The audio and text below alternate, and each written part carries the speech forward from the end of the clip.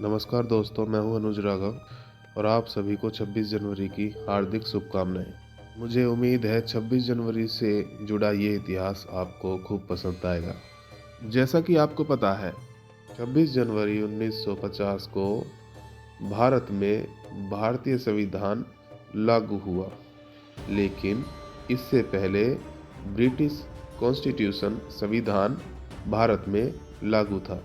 जैसा कि आप सभी जानते हैं, हमारा देश 15 अगस्त 1947 को आज़ाद हुआ था और आज़ाद होने के कुछ महीनों बाद ही 9 दिसंबर 1947 को भारत में संविधान बनने की तैयारी हो चुकी थी। इसके लिए सबसे पहले संविधान सभा का निर्माण किया गया और देश के सभी राज्यों से व रियासतों से लोगों को चुना गया, या यूं कह लीजिए रसूखदार लोगों को चुना गया। इनमें पंडित नेहरू, अबुल कलाम आज़ाद, भीमराव अंबेडकर आदि सदस्य थे। कुल सदस्यों की संख्या 389 थी।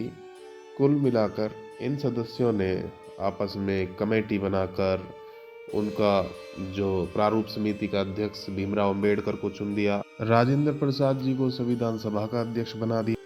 तो इन लोगों का काम था कि संविधान को यानी भारत के नियमों को तय करना। भारत के संविधान बनने में 2 साल 11 महीने 18 दिन का वक्त लगा। इस दौरान इन सदस्यों में नाराजगी भी हुई, असंतुष्टता भी हुई, हंसी मजाक भी हुए और संतुष्टता भी हुई।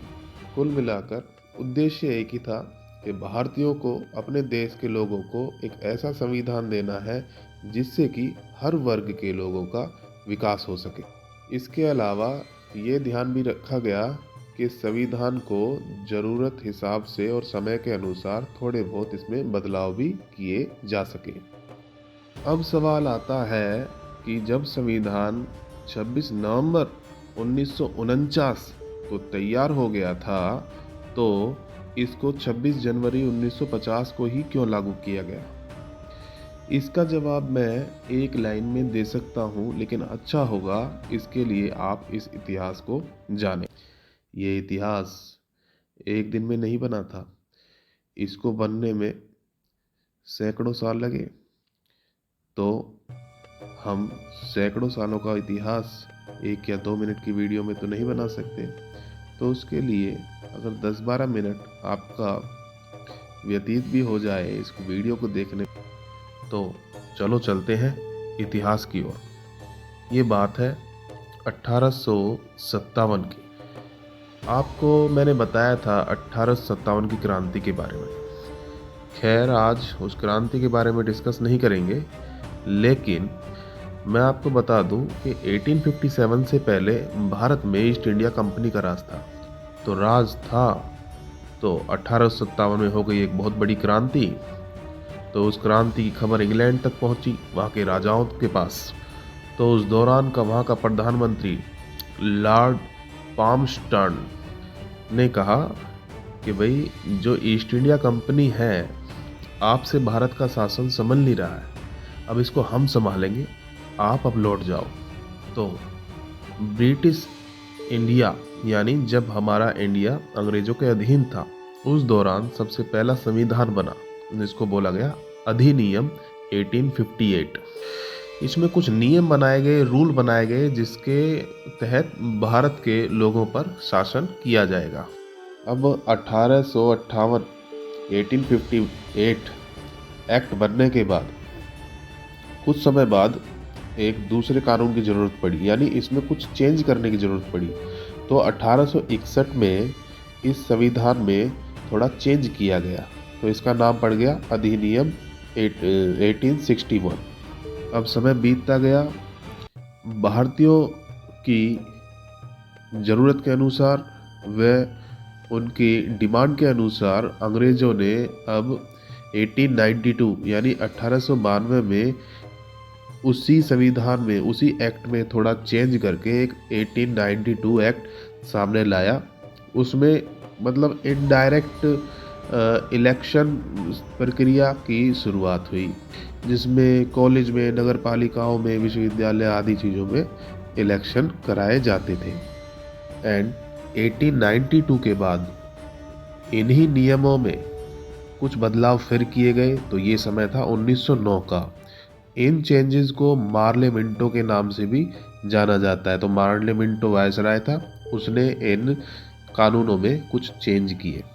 तो समय गुजरता गया, अब समय आ गया 1919 का। 1919 में फिर दोबारा इन नियमों में कुछ चेंज किए गए, तो इसका नाम रखा भारत सरकार अधिनियम 1919। तो मांटेग्यू जो था वायसराय था, भारत मंत्री था, जिसने इन संविधानों में चेंज किए। तो अब ये जाना जाने लगा भारत अधिनियम 1919। तो 1919 के बाद भारत में अंग्रेज राज कर रहे थे, इसी संविधान के तहत वो बेनिफिट ले रहे थे। तो उसके बाद समय गुजरता गया, तो उस दौरान क्रांतिकारी समय था, लोगों ने दबाव दिया। 1935 में अंग्रेजों को एक और संविधान या कानून सामने लाना पड़ा। तो कुल मिला के इसी में और कानून बढ़ा दिए गए। उस दौरान प्रांत सामने आ रहे थे, छोटे बड़े प्रांत सामने आ रहे थे, राज्य सामने आ रहे थे। तो उनको देखते हुए कुछ नए कानून को ऐड करने की ज़रूरत थी। तो अब अंग्रेज एक ऐसा संविधान चाहते थे कि जिससे इस देश के राज्यों को अच्छी तरीके से संभाला जा सके और राज्य के लोगों को यानी देश के लोगों को संतुष्ट किया जा सके।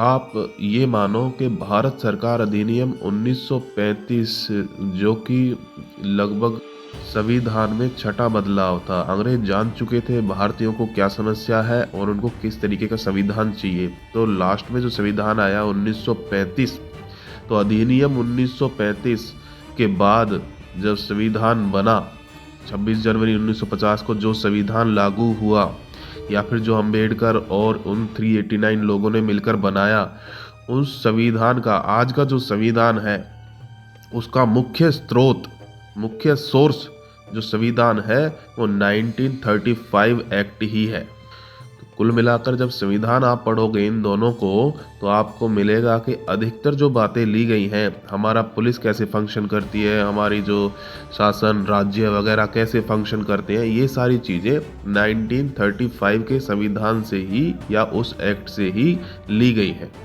वैसे तो हमारे संविधान में अमेरिका का, इंग्लैंड का और बाकी देशों के कई संविधानों से छोटे मोटे हिस्से लिए गए हैं, लेकिन जो मुख्य रूप से बड़ा भाग लिया गया है वो संविधान यानी एक्ट 1935 से ही लिया गया है। अब ये तो हो गई संविधान की बात। अब हम आते हैं उस प्रश्न पर कि भाई संविधान 26 जनवरी 1950 को ही क्यों लागू किया गया। तो उस सवाल का उत्तर है, ये बात थी सन 1929 की, जब हमारे क्रांतिकारियों ने ये फैसला कर लिया था कि अब अपने देश पर अपना पूरा राज कायम करना है और अंग्रेजों को यहाँ से निकालना है।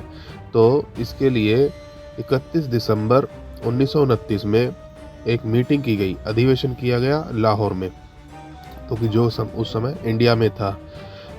उस अधिवेशन में ये फैसला लिया गया कि अब से आने वाली 26 तारीख को हम एज ए इंडिपेंडेंस डे यानी आज़ादी दिवस मनाएंगे। तो मीटिंग हुई थी 31 दिसंबर को और दिन डिसाइड हुआ था 26 कि इस दिन हम अपना, चाहे हम आज़ाद हुए हैं या नहीं है, लेकिन अब हम जानबूझकर आज़ादी दिवस मनाएंगे। तो उस दिन के बाद से 26 दिसंबर को आज़ादी दिवस यानी इंडिपेंडेंस डे मनाया जाने लगा और आज़ादी की लड़ाई और तेज कर दी गई। तो समय गुजरता गया, तो 1947 में 15 अगस्त को हमें आज़ादी मिल गई। हालांकि 15 अगस्त का दिन अंग्रेजों ने डिसाइड किया था, क्यों किया था ये कभी किसी और वीडियो में बताएंगे। तो आज से पहले 26 जनवरी को आज़ादी दिवस मनाया जा रहा था, क्योंकि 15 अगस्त 1947 को आज़ादी मिल ही गई, तो अब 26 जनवरी को आज़ादी दिवस मनाने का कोई मायने नहीं रह गया। लेकिन जब आज़ादी के बाद, जैसे कि मैंने आपको बताया, संविधान बनाने की प्रक्रिया शुरू हुई, तो इस संविधान बनाने की प्रक्रिया में संविधान बनकर 26 नवंबर 1949 यानी 26 नवंबर 1949 को रेडी हो गया। लेकिन संविधान सभा ने ये डिसाइड किया कि इसको 26 नवंबर को लागू ना किया जाए, जबकि इसको 26 नवंबर की जगह 26 जनवरी में किया जाए, क्योंकि 26 जनवरी हमारे लिए एक बहुत पवित्र दिन है। इस दिन हमारे क्रांतिकारियों ने आज़ादी दिवस मनाया था, या यूँ कह लीजिए कि पूर्ण स्वराज की मांग की थी, इसलिए हम इसको 26 जनवरी को ही लागू करेंगे। तो मुझे उम्मीद है आपको उस प्रश्न का उत्तर मिल गया होगा। अगर आपको ये हमारे देश का इतिहास अच्छा लगा हो तो इसको लाइक करें, सब्सक्राइब करें और ज़्यादा से ज़्यादा लोगों को इसको शेयर करें, ताकि ये नॉलेज ज़्यादा से ज़्यादा लोगों को पहुँचे और हमारे इस गौरवपूर्ण इतिहास को ज़्यादा से ज़्यादा लोग जान सकें। आगे मेरी कोशिश रहेगी कि मैं एक ऐसी वीडियो बनाऊं जिसमें नेताजी सुभाष चंद्र बोस के बारे में डीपली जानकारी आपको मुहैया करा सकूं। धन्यवाद।